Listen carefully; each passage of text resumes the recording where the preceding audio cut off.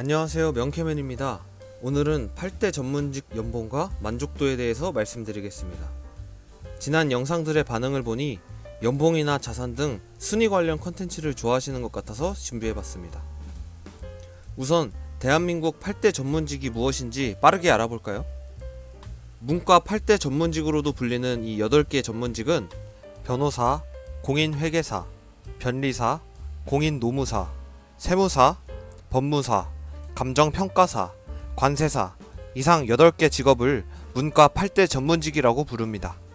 이런 용어가 어디서 시작되었는지는 정확히 알 수 없지만 크게 두 가지 썰이 존재하는데요. 먼저 첫 번째는 은행입니다. 예전에 은행에서 담보 없이 고액의 신용대출을 해줬던 대표적인 자격증 8가지라는 썰인데요. 현재도 검색해보면 전문직을 위한 신용대출 상품이 따로 존재한다는 것을 확인할 수 있습니다. 두 번째는 공무원 규칙인데요. 헌법재판소 공무원 평정규칙의 별표 4를 보면 아래와 같이 5급 이상 사무관에 진급 시 가산점을 주는 8개의 자격증이 있습니다. 이것이 8대 전문직의 유래라고 하는데요.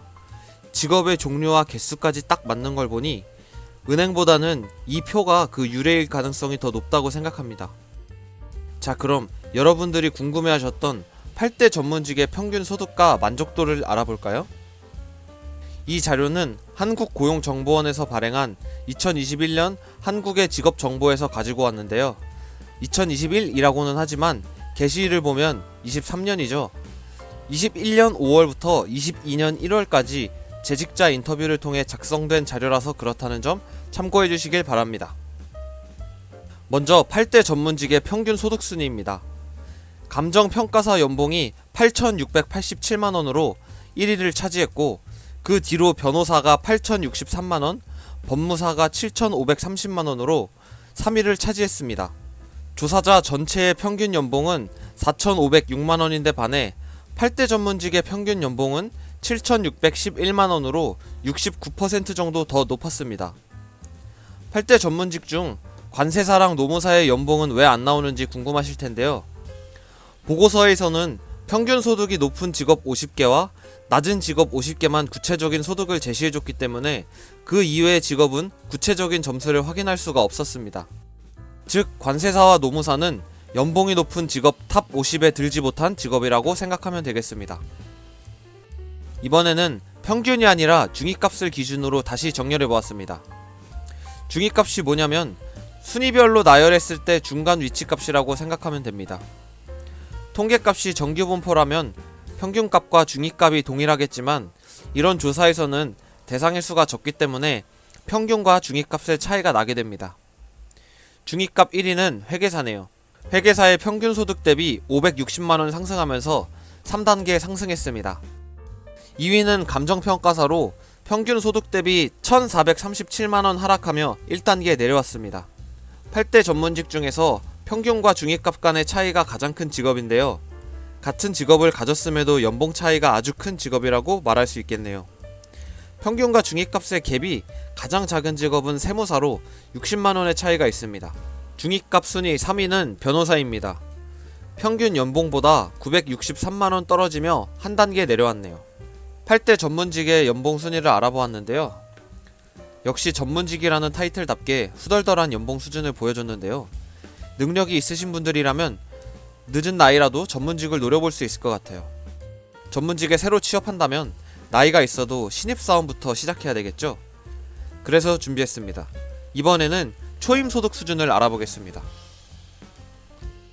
초봉순위 1위는 5,642만원으로 변호사가 차지했습니다. 변호사는 8대 전문직 중에서 유일하게 초봉이 5천만원을 넘기고 있고요. 2위인 회계사와는 800만원 가까이 차이가 납니다. 3위부터 6위까지는 4천만원 중반으로 비슷비슷한 수준임을 확인할 수 있었습니다. 관세사와 노무사는 이번에도 상위 50위에 들지 못해서 구체적인 금액을 알 수 없었습니다. 재직자 조사의 전체 평균은 3,341만원, 8대 전문직 중 5개의 평균은 4,816만원이었습니다. 5개 직업이 상위 50위에 드는 고연봉 직장임을 감안해도 신입사원부터 1,000만원 이상의 차이가 난다는 것은 조금 놀라웠습니다. 이번에는 중위값을 알아보죠. 초봉 중위값 순위는 평균 중위값 순위 때와 비슷하네요. 눈에 띄는 점은 변호사가 초임 평균 소득에서는 1위였는데 중위값으로 다시 보니 꼴찌로 내려왔다는 점이겠네요. 이렇게 8대 전문직의 연봉과 초봉까지 다 확인해 봤는데요. 많은 돈을 벌고 있다고 해도 현재 직업에 불만이 많다면 행복하다고 볼 순 없겠죠. 그래서 이분들께 사회적 평판, 고용 안정, 발전 가능성, 근무 조건, 전반적 직무 만족, 급여 만족 등 8개 문항에 합산 점수 40점 만점으로 직업 만족도 점수를 매겨달라고 요청했는데요. 그렇게 조사한 만족도 점수를 알아보겠습니다. 8대 전문직 중 3개 직업만이 30점 초반의 점수로 상위 50위 이내에 들 수 있었습니다. 변호사는 33.3점으로 직업 만족도 전체 순위 2위에 뽑혔고, 감정평가사와 회계사는 공동 22위였습니다. 나머지 5개 전문직은 소득 대비 만족도가 높은 직업은 아니었나 봅니다. 여기까지 문과 8대 전문직의 소득 수준과 만족도를 알아보았는데요. 몇 가지 알아두셔야 할 사항이 있습니다.